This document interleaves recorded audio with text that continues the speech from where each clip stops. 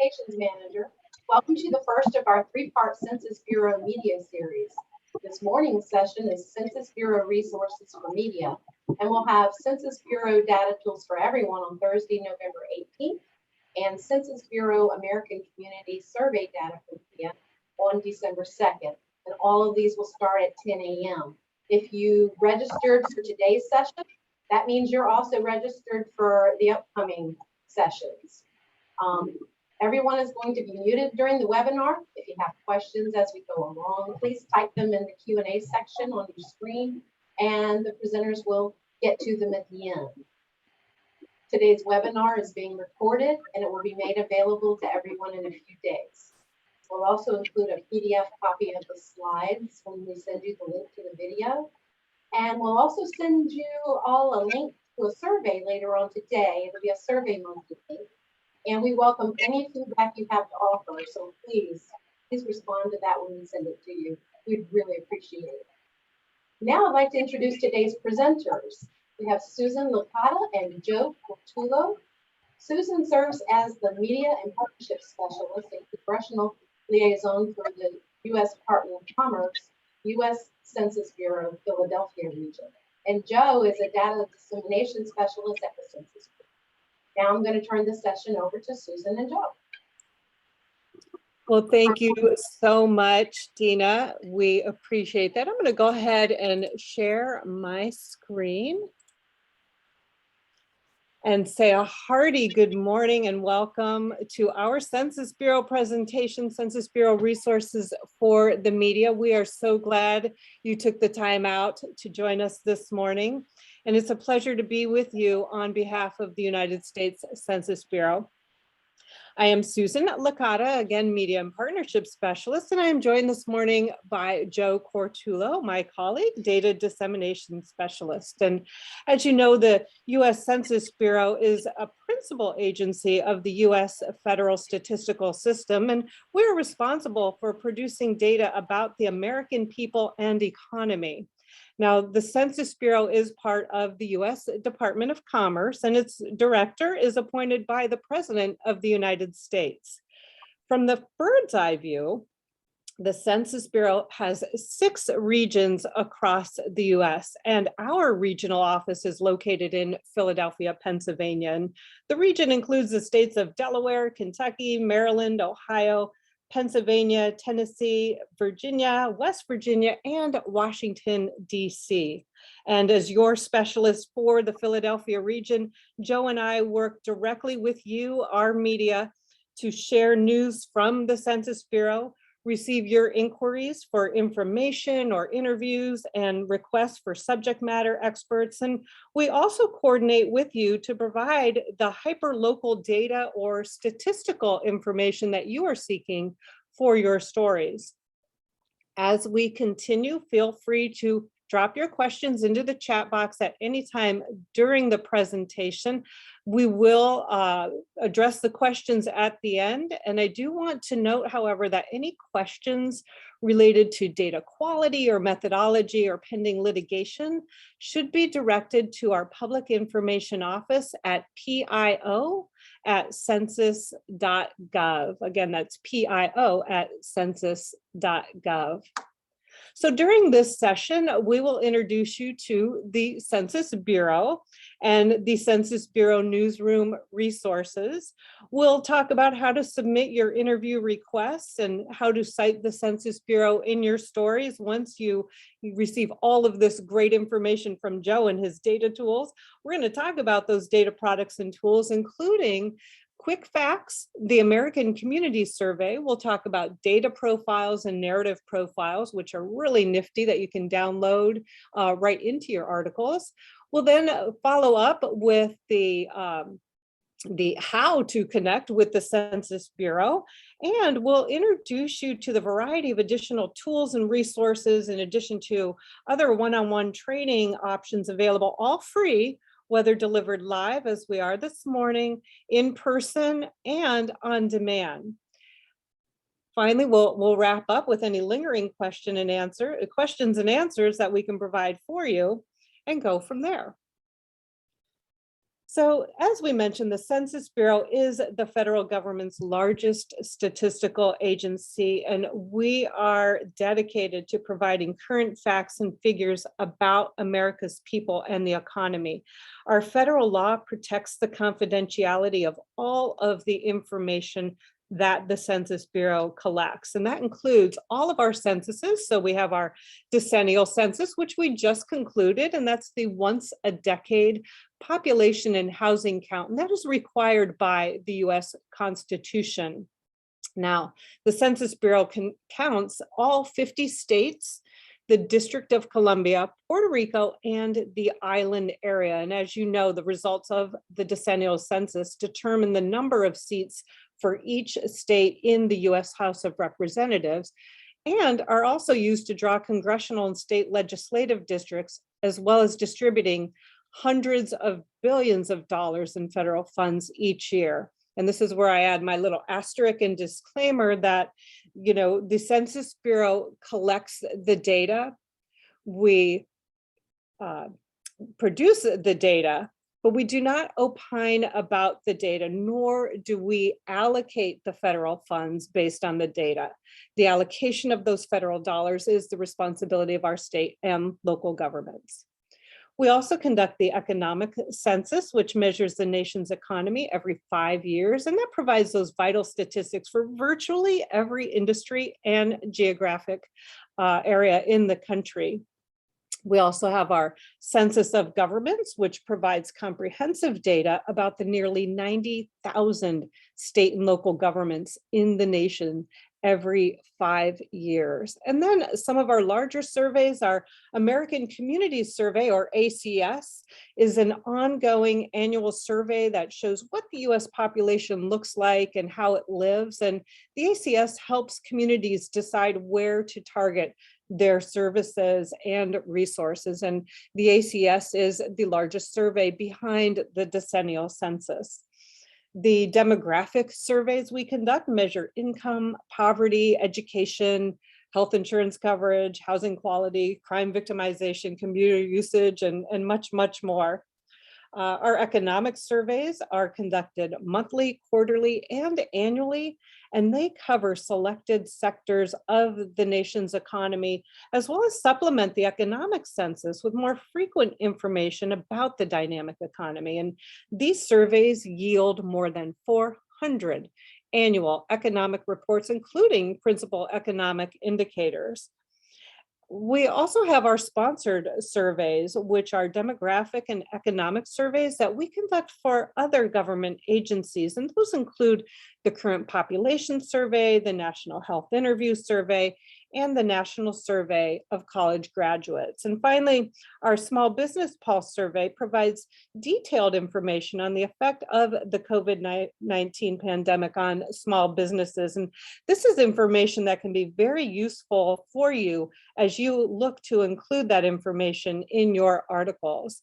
And I will say the Census Bureau does conduct over 130 different surveys each year. Yes, each year. So what you're seeing on your screen there is just a small bit of what we do those other 9 years that we're out from a decennial census. So why census data? Well, local communities, as you know, depend on that information from especially the American Community Survey, as well as the 2020 decennial census, to decide where the schools, highways, hospitals, and other important services are needed. And the data collected through the ACS and the decennial help to determine how to distribute more than $675 billion of federal funding each year. The data equals the dollars. And we know that the data from the 2020 census will inform and impact communities every year for the next 10 years. Again, census data is private and confidential, and never at any time can any one individual, organization, or business ever be identified. We don't share personal identifying information, and only the data is extracted. And of course, the Census Bureau is nonpartisan, and conducting the decennial, as you know, is a constitutional mandate. So that's a bit about the agency. I'm going to go ahead and move us into our live demonstration of the newsroom. So give me one moment there. And Dina, are you able to see my screen? Everything looks good, Susan. Okay, very good. So what you're looking at right now is our starting spot at census.gov. This is our landing page. Where we'll start is information for. So you can see right here, if I click down, information for the media. And this takes us directly to the newsroom landing page. And from here, I want to direct your attention to the left side menu. And you'll see several options. And what we're going to do is start with facts for features. And this is a collection of statistics, from the Census Bureau's demographic and economic subject areas pertaining to holidays, anniversaries, observances, or topics in the news. This information helps you write your feature stories on these commemorations. And I want to show you an example. You'll first notice that you can go back in time several years. You'll see always the most recent at the top. So if we click on Halloween, for example, this will bring you to a lot of data and the detail that you need to really augment the stories you are writing. So you've got a little bit of background, you've got some statistics here, 73.1 million children under the age of 18 participate in trick-or-treating. And then we show you where that source data comes from.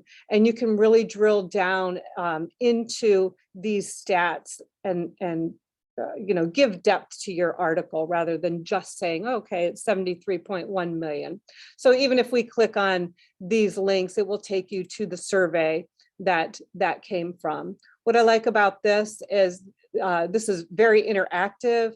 You can drill down even more and go into Virginia. We can drill down even more. And that's where Joe comes in, is when we get into the application of these data tools. But as you can see, just by going to the Census newsroom, you get a wealth of information. So that is facts for features. Next, I want to direct your attention to the press releases. And it is just that, it is our press releases. It's taken a moment here to load. There we go. And we have our most recent releases and tip sheet statements listed at the top. We also keep an archive of those releases by year. You can skew and whittle the releases by topic, as you see, or by survey and program. So if you only wanted to see press releases that pertain to the decennial census, you would whittle that and filter that through the survey and program. If you wanted to see it only as it pertained to the American Community Survey, you would do the same. Okay. I also like to, and I welcome you to email me. My contact information will be on the final slide, to be on my mailing list, because as the Census Bureau releases this information, puts out a new news release, or is conducting a press conference or such, I let you know through my distribution list. That takes the pressure off of you from having to come back to census.gov and continuing to search to see if anything's new. I get it right to your inbox immediately. But the press kits will provide you with all of the material that you need to write your story on major releases and events. We also include in these press kits any archive webcasts, reports, ranking tables, translations, fact sheets, press contacts, any product release schedules, brochures, bios, and any other relevant information that you may need that will really augment your story. Okay, we're going to go next into stats for stories. And again, the stats for stories provides links for timely story ideas that highlight the Census Bureau's newsworthy statistics that relate to current events and observances, holidays, anniversaries, and it really helps you when you're doing your story mining and producing some really good content for your audience. Again, if we click and take a look at National Family Week, November 21st or 27th, and we give you a lot of lead time so that you can really develop your story, you'll get a little background. Everything is hyperlinked, one click away. You don't have to download anything as well onto your computer. So you don't need any other extensions or any, you don't have to purchase anything. It is all right here for you. And as you can see, let's take this visualization. You can simply right click and copy it, paste it into your article. You can download it. You can download these tables, maps, all of the stats. They're all there for you. Very easy to use. I'm going to go back one. Okay.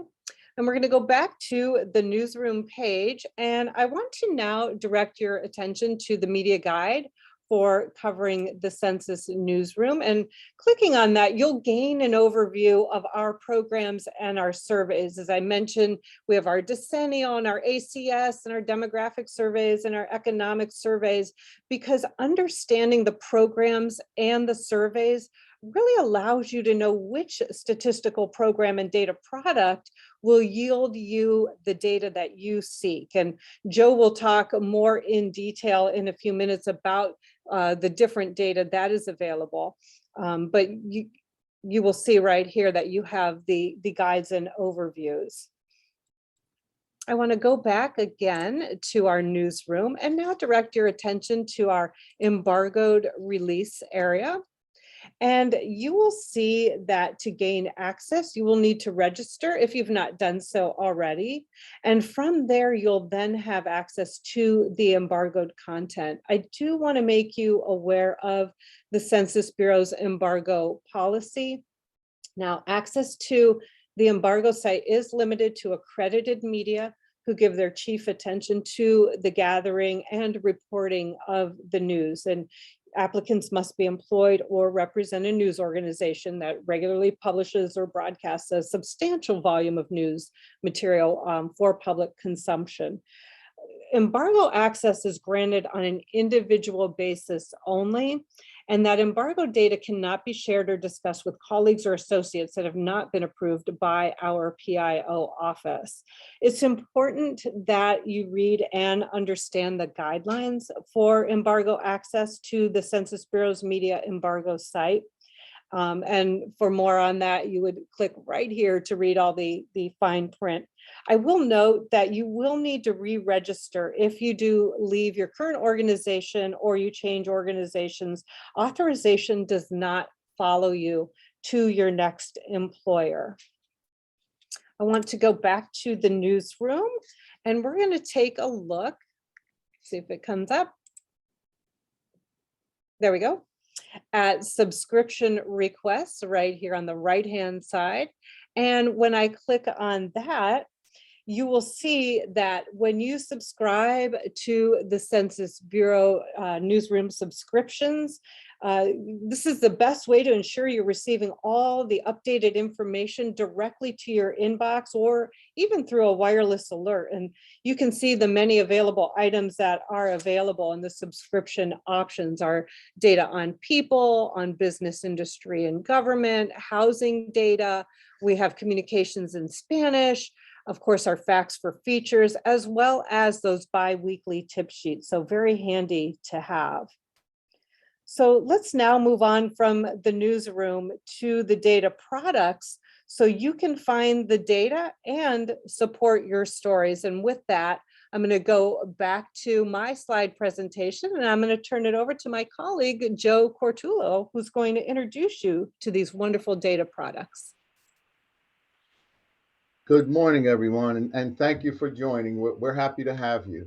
I'm going to talk about the census, the American Community Survey, and give you a little bit of a background first. Also, the topic of geography, give you a little bit of a background first so that when you're working with the data, you have a better idea of where it's coming from and how it was collected.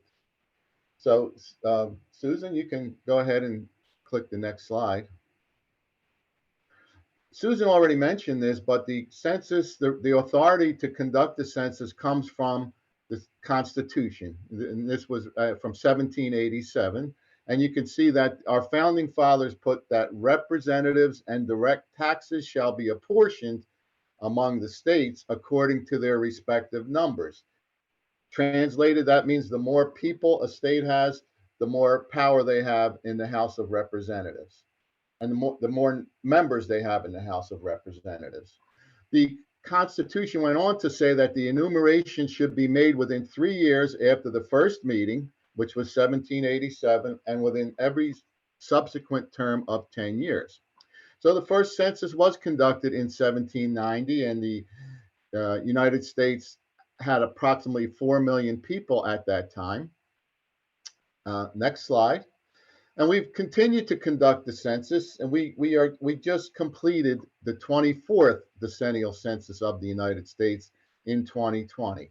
So a little bit more about the decennial census. We already mentioned that it's part of the Constitution, but it's also required by Title 13 of the United States Code. Mentioned that it's conducted every 10 years.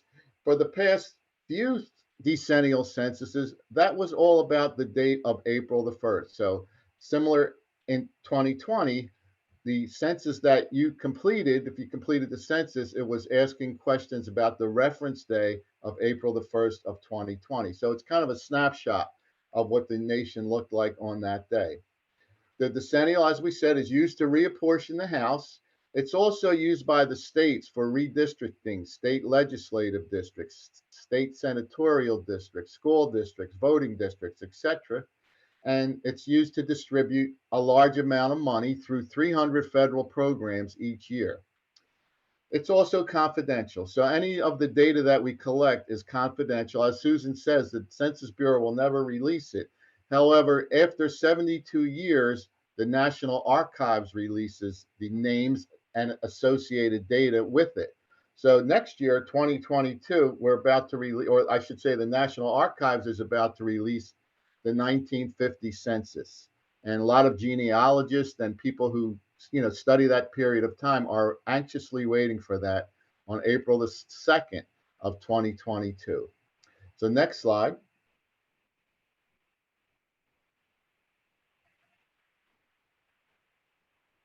I mentioned that the census is used to reapportion the House of Representatives. And since we just completed the 2020 census, you may have seen or heard about this already, but I want to share this with you. Some of the states will be losing a seat, those in the gold. Some of the states will be gaining a seat, those in the light green. And Texas alone will be gaining 2 seats. Now you see Virginia and all the other seats in gray will not be losing or gaining a seat in the House of Representatives. And this will take effect with the 118th Congress, not the present one, but the 118th Congress on January 3rd of 2023. And it'll remain in effect like that for the next 10 years until the 2030 census is conducted. Next slide. So what does the decennial census collect? It really doesn't collect a lot of information. In addition to the name of each person in the household, it collects their age, whether or not they are Hispanic, their race, their relationship to the head of the household, and their sex. And one other question on the decennial census was, is the housing unit owned or rented? And that's it. That's the only information that the census collects. So if you're interested in data about education or income, the census itself is not the place to go because you won't find it there. You'll have to go to another source. And that's what I'm going to be talking about next, the American Community Survey. So next slide, please.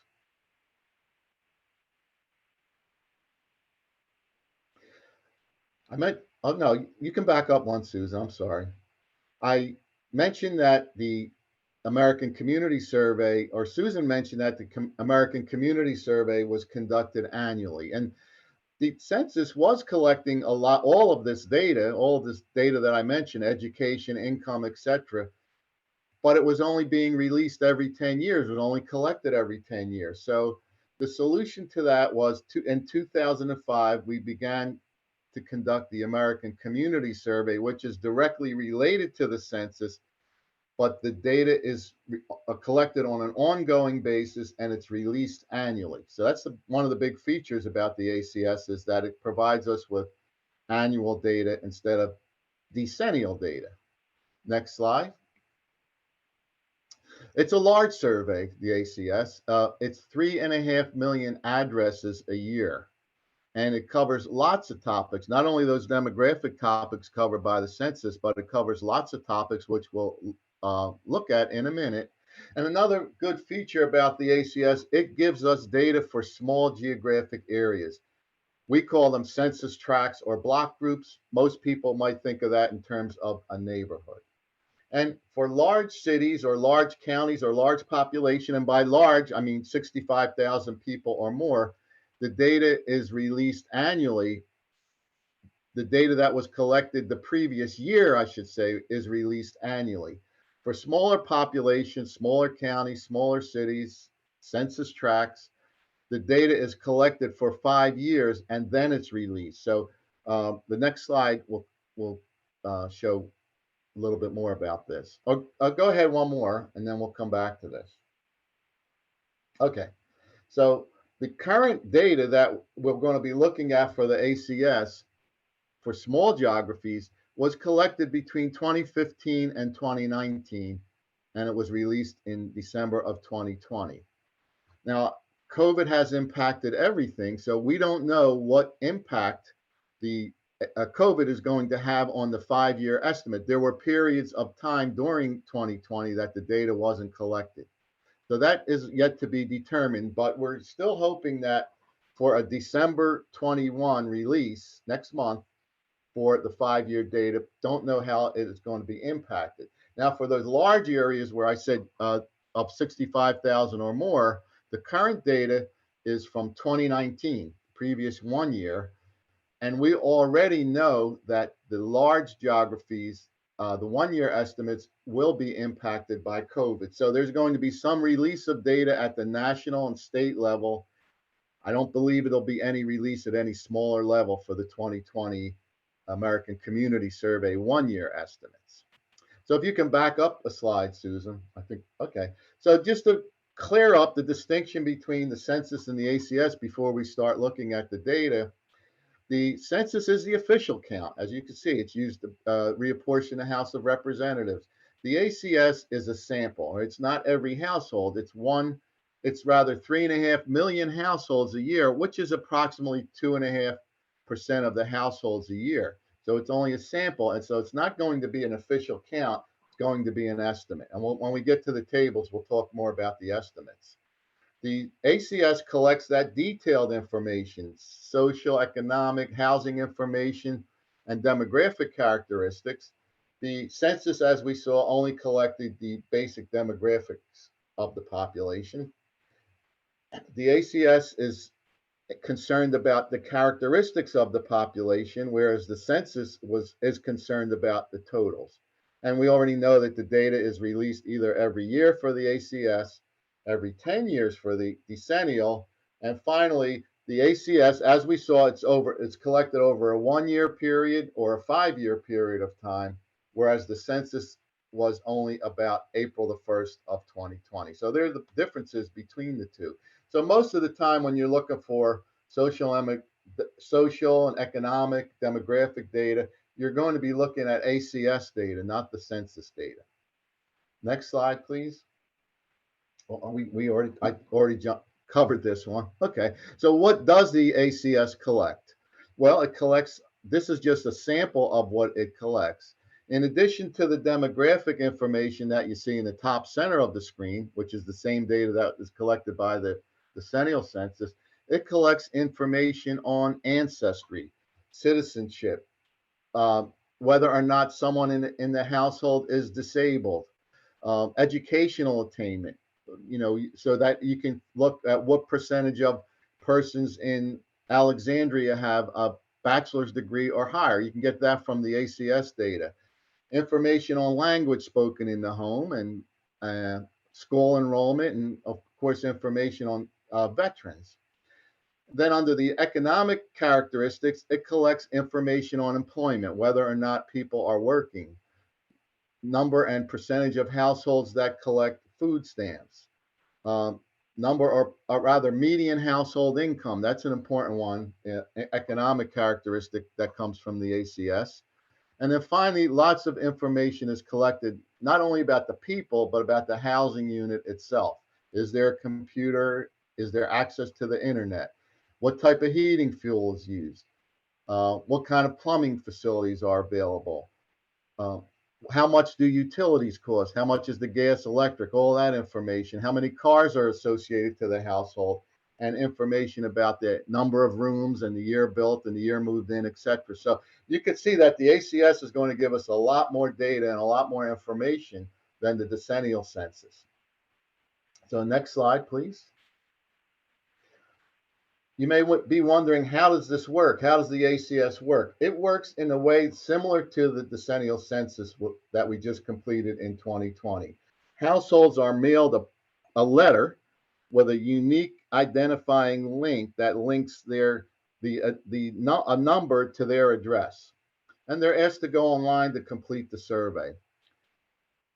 About 50%, sometimes 45%, 50% of the households do that. And it does say on that letter that they received that it's required by law, but it doesn't go any further than that. And the Census Bureau really doesn't even have the authority to enforce that. That would be from another federal agency. So all we do let people know, however, that it's required by law. And I think that helps us get a higher response rate.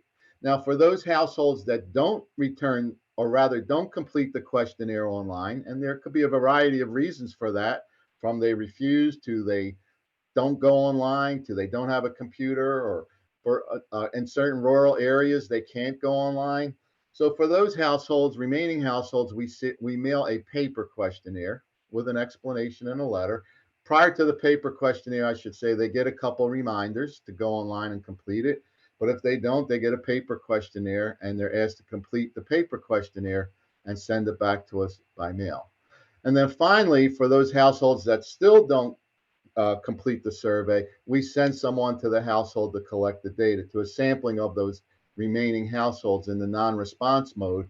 And we have census enumerators, but we don't call them enumerators for the ACS. We call them field representatives. We have field representatives that work for us all the time, all over the country. And their job is to collect ACS data from households that didn't respond online or by mail. So when we go through these three different data collection processes, we usually get around 90 to 95% of the households to complete the survey, in either one of these modes. And because of that, that makes us pretty confident in the data that we publish, because it has a high response rate. If you wanted to see a link, rather, if you would like to see the ACS questionnaire, a paper version of it, a link is provided there. You'll have that link when you get the file. Next slide. Now, another topics we have to talk about before we touch data is geography. And we're all familiar with political geography, state, county. In some states, you have townships. Virginia does not. Some states have boroughs, cities, and places. So there's a variety of different political geographies. These are legal entities. So we publish data for those, of course. But there's also geographies that are not real true geographies, but we publish data for those. For example, zip code areas. We publish data at the zip code level. We call it zip code tabulation areas. It's slightly different than the zip code, but it's the same basic 5-digit zip code numbers. And you're familiar with metropolitan statistical areas like the Baltimore or DC metropolitan area, which includes the counties around the area. We publish data at that level. So that's also a statistical level. And then we also publish data for areas that we're asked to publish data for by the states or the local regional planning agencies that are not incorporated places, and we call them census designated places. And finally, we publish at the tract and block group. So these are only a few of the geographies. If you go to the next slide, you'll see a few more geographies that you might be familiar with, like congressional districts. So these are all the different geographies that we publish data for. Not all, these are some of the different geographies. I guess the most popular ones that we publish data for. State legislative districts can get data from the ACS as well. And then I did mention census tracts. I'm going to spend a little bit more time on those because if you work with smaller areas, with say within a city or within a county, you may be interested in getting data at the census tract level. That's usually somewhere around 4,000 people. And it varies. It could be 1,200, it could be 8,000. But every 10 years, the census tracts are reviewed by the Census Bureau along with either the state or the county or the regional planning agency, or some entity in the state that has an interest in this. And if we have tracts that grow too much from the previous 10 years, we split them. And if we have tracts that say a housing is demolished and it became a shopping center and tracts are less than the 1,200 population, we incorporate those tracts into another tract nearby. But we always change the number of tracts if we make a change on it. But at the same time, we provide a list that you can crosswalk if you have to compare previous census to the current census to a current census tract area.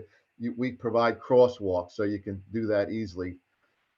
We also subdivide the tracts into block groups for even smaller areas. And then the smallest geography that we publish for is the census block, which you can think of as a square city block. However, the ACS does not publish data at the census block level. The Decennial Census does. So we have lots of different geographies, and geography is really important. Knowing your geography is really important because you can have all the data in the world, but if you can't pinpoint it to a place on the ground, which is part of some kind of entity, say like a state legislative district, the data is really not valuable. So geography goes right along in hand with data. So next slide, please. A little bit more about geography to see it visually. Of course, you could see the state of California, and we see Los Angeles County in the second. Then we see tracts within the county. So that small orange there in the third picture would be an example of a census tract within Los Angeles County. We could subdivide the tract further into 2 block groups in this case, and then that could even be subdivided further into a census block. So all of these are census geographies, and this is the hierarchy from state to county to tract to block group to block. Next slide. I mentioned that the population of a tract is about 4,000 people, and I mentioned about the optimal size. It's the optimal size for ACS data, and then also mentioned already that tracts are subdivided every 10 years if the population swells. That's usually done in the year that ends in 8. So in 2018, we had the states, the counties, regional planning agencies, or some interested party look at all of the census tracts throughout the nation that grew over 8,000 people, and we worked with them. We give them the opportunity to choose how they would like to subdivide them. And then the Census Bureau looks those over and okays them, and that's how that process works. So the next time the tracts will be looked at will be the year 2028. Next slide. Just to give you an idea, you can see the outline of Baltimore here on the left. And then if you follow that same outline over to the right side, you can see how Baltimore City is divided into 199 census tracts. So just to give you an idea. So if you're doing an article, say on a neighborhood in the northeastern part of Baltimore City, you really don't want the data for the entire city. That really wouldn't represent the area that you're talking about. So you may be interested in 3 or 4 census tracts that are in the northeastern corner of the city. And this you can get from the American Community Survey data. Next slide. I'm going to touch on a few tools for you today, but I'm going to go more in detail on the tools in the next presentation that we do on the 18th. But I just want to expose you to some of them a little bit. I don't think that I'll get to all 4 of these today, but I certainly will cover quick facts, the ACS narrative profiles, the data profiles, and just touch on data.census.gov. So I want to, before I go any further, Susan, could you show the next slide, which shows how do you get to these tools? because I don't want you to worry about writing this down now or anything. There's a slide that's going to be available to you that shows you how do you get to each of these tools. So if you want to follow up afterwards, you can look at this slide. So Susan, if it's okay with you, at this time, I'm going to take and share my screen and go over to the data tools. Okay. Okay, you're up. Okay, thank you.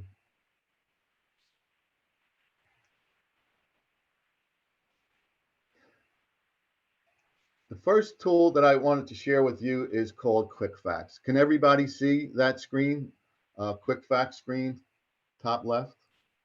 Yes, sir. Okay, thank you. And Quick Facts is just what it says. It's if you need some quick facts about a geography, you can get them in Quick Facts. It's not real detailed. We'll look at it, but you can see that it is somewhat detailed. So if you needed some quick facts on demographics of an area or total population of an area or anything like that, you can get them here in Quick Facts. Right now, let's look at all of the facts that are available in Quick Facts. First, you have basic demographics like population, age, sex, and race and Hispanic origin. And the default here is for the United States. But we're going to go into some other geographies. I just want to show you the facts first. So if you needed to know percentage of white in the United States, for example, there it is, or any of the other variables that we're looking here. There's also information on total number of veterans, 18 million, and the percentage of foreign born in the United States, 13.6 million. This 2015.2019 tells us that this is coming from the American Community Survey, the 2019 5-year data. Then we have information about housing. For example, the median gross rent in the United States, almost, I'll say a little bit more than or almost $1,100. Total number of households, people per household, all this basic demographic information about people and households. Uh, Households with a computer in terms of percent, 90.3. I'm sure if we looked at that for the year 2000, that would be significantly less.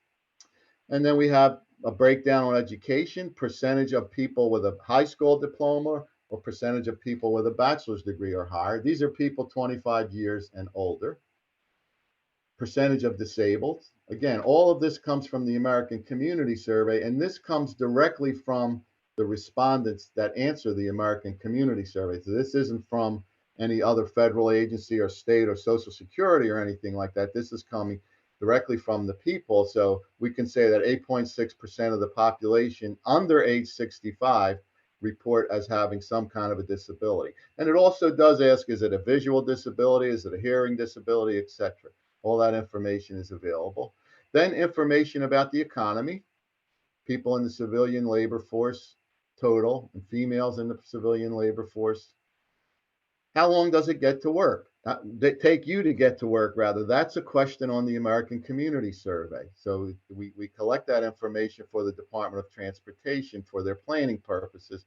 But the average person takes 27 minutes to get to work, at least during that time period, 2015 through 2019. Median household income, that's a popular statistic. For the US, it's 62,000. Per capita income, 34,000.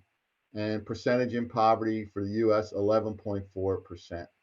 Then finally, there's also some information on businesses. Some of this comes from our economics census that Susan mentioned earlier. And then there's some geographic information about the United States. For example, population per square mile and the number of square miles.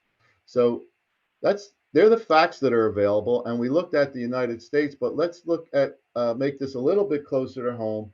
First, we'll look at Virginia. So I can put any geography in here, state, county,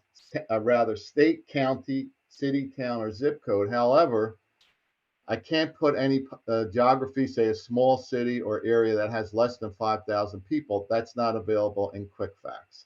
So let's look at some of the statistics for the state. So we're going to leave the United States stays there. And I should say you can put up to 6 different geographies in here. And you can just, X out a geography if you have no interest in it. You can X it out. You can have up to 6 different geographies. So let's look at some comparisons between Virginia and the United States in terms of some of these variables that we look at. So what we could see here is Hispanic or Latino.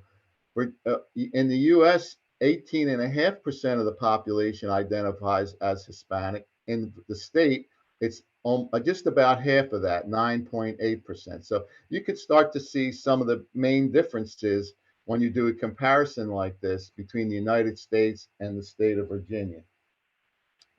How about the median household income? That was down here in the income and poverty area. Well, Virginians earn at the household level, Virginians earn $74,000 a year, which is more than the nation as a whole. So we have a higher median household income in the state. So they're just 2 variables that I chose. Let's add another area here. Let's add in Loudoun County. It's D-O-U-N. Okay. So now we're going to have a third geography here, Loudoun County, and we can look at some differences here as well. One of the differences I noticed when I was preparing this is the actual decennial census count for 2010. You can see it here, and right above it is the recently released census count for 2020.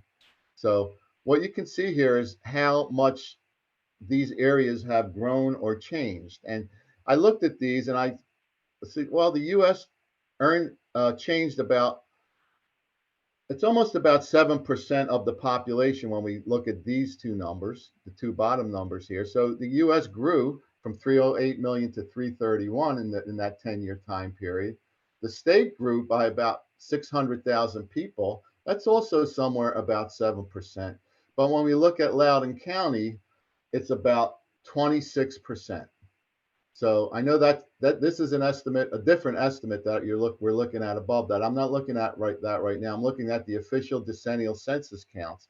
So you can see that Loudoun County grew significantly more than both the state and the nation between 2010 and 2020. So this is just some of the information you can get from Quick Facts. There's also lots of other information about Loudoun County.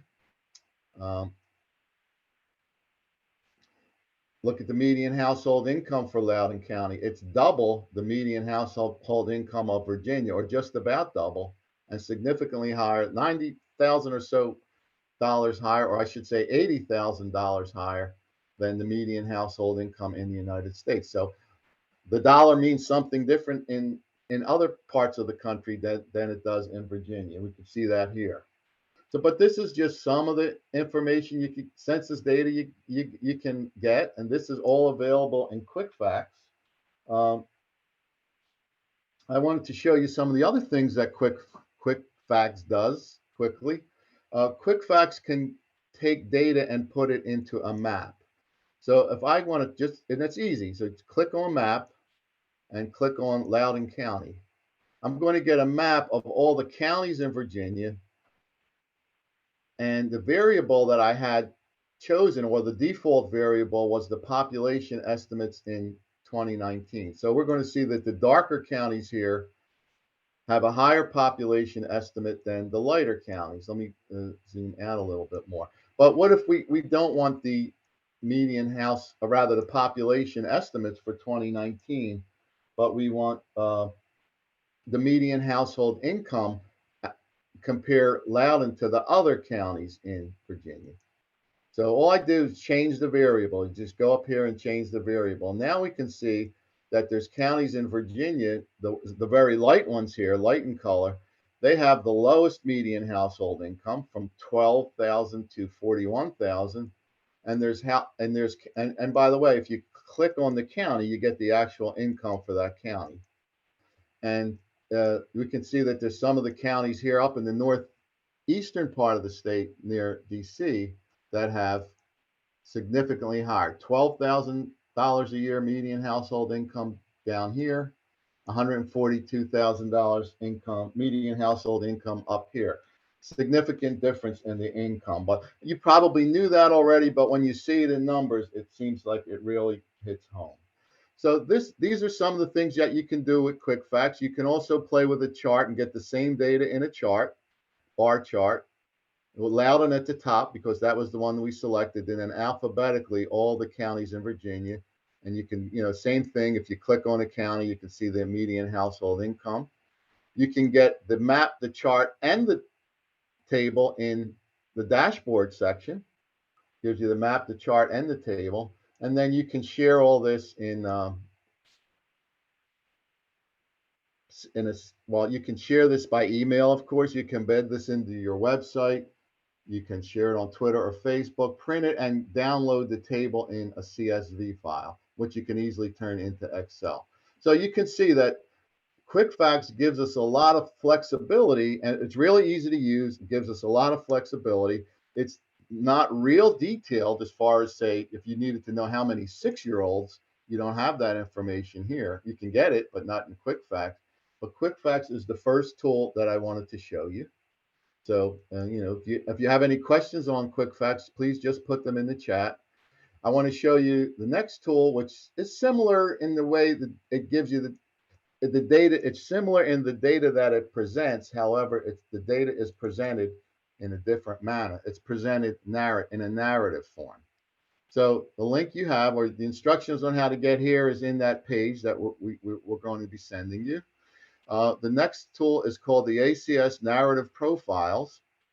It's set at 2019, and you can see the different geographies that you can select the narrative profile for. So I'm going to do one for the Metropolitan Statistical Area, Roanoke. So I can do this for a state, a county subdivision. Since I don't have much time, I'm going to show you for Roanoke. So clicked on Metropolitan Statistical Area. It's going to give me all the metropolitan statistical areas in the United States. And I want to go down to the R and select Roanoke. So we can look at, well, what does this narrative profile give us? So there's the Roanoke metro area, and I want a narrative profile for that. So this is going to look different than Quick Facts. It's going to give us the data in almost like a paragraph form, and it's something that's easily cut and pasted if you need to cut and paste it into an article.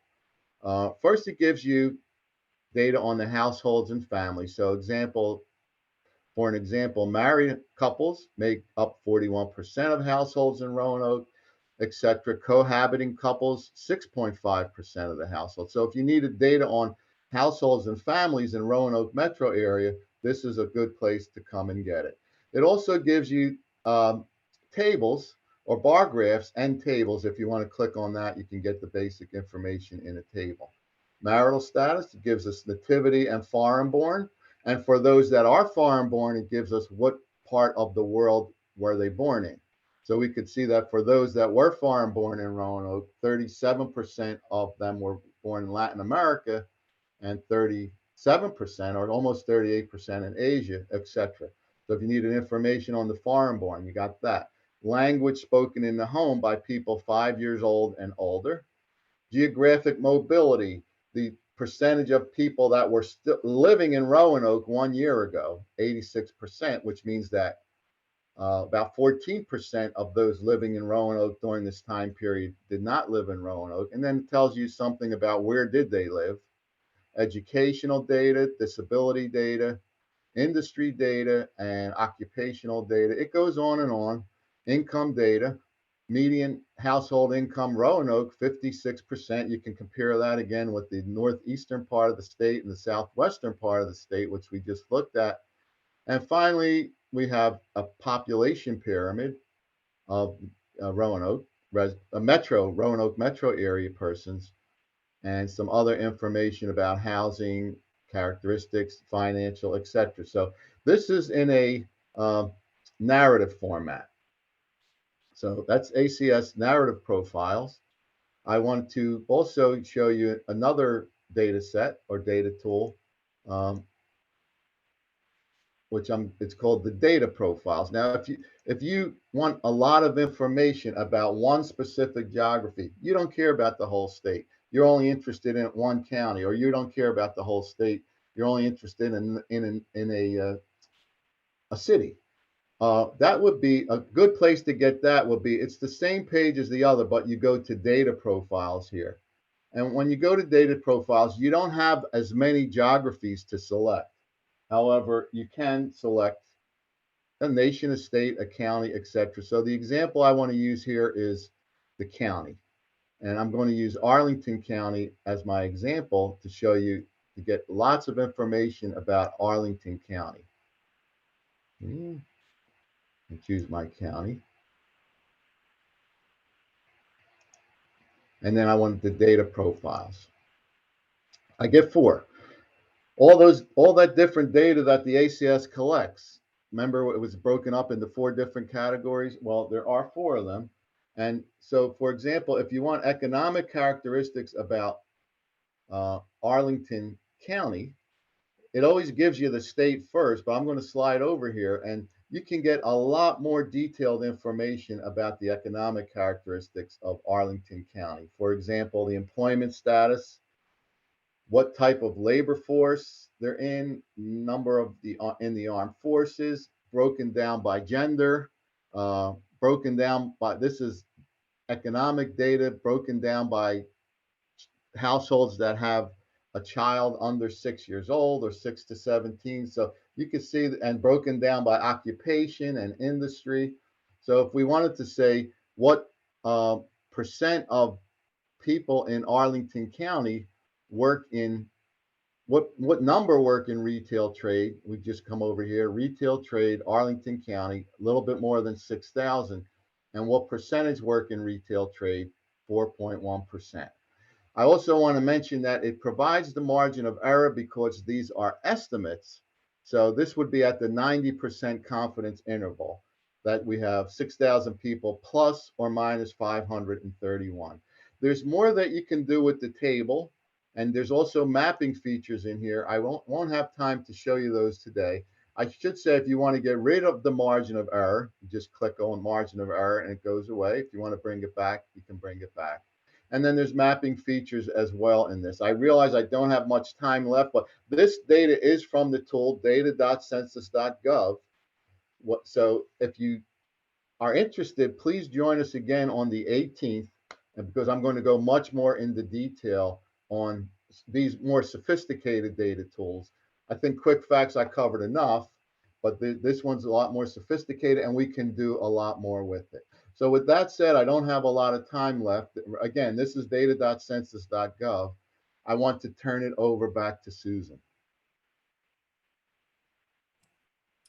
Thank you, Joe. If you could click the stop share, and I'll go ahead and get my last couple of slides up here. You're Thank on. you so much.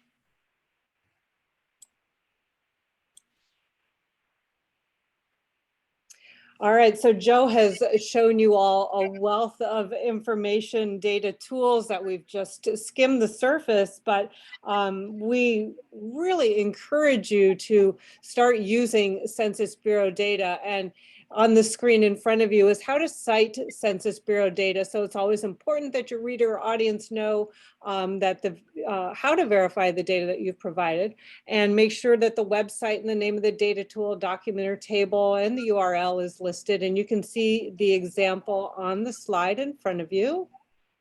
And then, of course, we welcome your requests for interviews, whether that is with a subject matter expert or if you're looking for quotes and responses. But when requesting an interview, we'll ask you the following information: your name and your media outlet, along with your contact information, and what your deadline is, whether that's to print or broadcast, if the piece is live, recorded, or part of a story, or perhaps has other contributors. We do prioritize, if you're on a today at 6 p.m. deadline, we make every effort we can and coordinate with our PIO office in our headquarters to ensure that we can help you meet your deadline. And to do so, we do ask for a general line of questions or your topic to be as descriptive as possible. This helps us to coordinate in a timely fashion that subject matter expert or the data specialist, depending on what your questions are. So, and again, if there are questions that are regarding any methodology or a pending litigation or things like that, we may have to work to coordinate with another agency as well to help you get those responses that you are seeking. I do want to point out here in the lower right is a link to our B-roll and still photos that correspond with the 2020 Decennial Census. We have them both with folks who are masked and unmasked. So we have a variety of information and assets available for you. And of course, we encourage you to stay connected with us through our social media channels, through our newsroom, as well as all of our subscriptions for the many data products and the product releases. I saw a question in the chat asking about how often are the is the data updated, and we do have a data product release calendar as well, but I will also let Joe go into detail about the data updates. And again, to do so, subscribe to stay updated. In your slide deck, you will see links as what's shown on the screen in front of you of all of the information we discussed today. And as Joe mentioned, we'll be back in 2 weeks going into a deeper dive look into the American Community Survey, as well as the other data tools and products available for you. I want to now go to our question and answer session. Joe, are you able to see the questions, or do you need me to read them to you? Let me see. I've just pulled them up. So the first was, are data updated on a regular basis, like annually? The ACS data is updated annually. The 1 year data is updated in September for the previous year. As I mentioned, COVID is affecting that. The 5 year data is released in December for the previous 5 years. So it's updated annually. The ACS data is. The Decennial Census data, no, that's just collected and released every 10 years. Very good. And then the next question is, we are looking at rental versus crime statistics. Where will rental property data be for each county? Is it just the number of housing units that are rented or the median rent? That would be in, I think it's even in Quick Facts, but I certainly can pull that up in data.census.gov for you. I believe in Quick Facts, it gives you the median rent. I'm not sure if it gives you the number of housing units. So is what you need the number of housing units that rent? If that's what it is, I can certainly get you that. If you want to give us your email address, I'll get back to you with it. Or you have my email address there on the screen. Be glad to get back to you. Whatever you need about renting. That is great. He says yes, and there's the email right in the chat. We'll go ahead and get that so that you two can connect. So in addition to today's overview, we do also have a variety of trainings and resources available to you at no cost, and whether that's one-on-one or to your newsroom, please do keep that in mind. We will be back again in 2 weeks. For today, we are up at time, and we thank you for your time. And Dina, thank you so much for coordinating today and our presentation series. So again, we'll be back on November 18th at 10 a.m. as we take a closer look at Census Bureau data tools for everybody. And then we will conclude on December 2nd at 10 a.m. with the focus on the American Community Survey and how you, our members of the media, can find and extract that data and use the visualizations and charts and graphs to really bring your stories to life. We do appreciate your interest in learning more about census tools and products and how the data can enhance your work. Our contact information is listed on the slide. I'll move the Q&A out of the way so you can see that. Feel free to reach out to Joe or myself. We are here for you, as well as our PIO office if you have any additional questions or would like to request a subject matter expert. So again, we welcome you to learn more and invite you to book either that one-on-one or small group session for your news team. On behalf of Joe and myself, we thank you. And we look forward to your continued partnership. And Dina, I will turn it back over to you.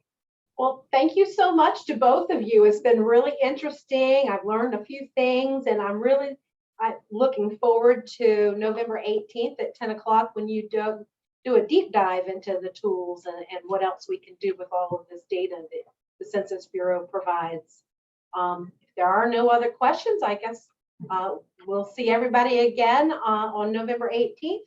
Reminder, if you registered for this, you will get, you're already signed up for sessions 2 and 3.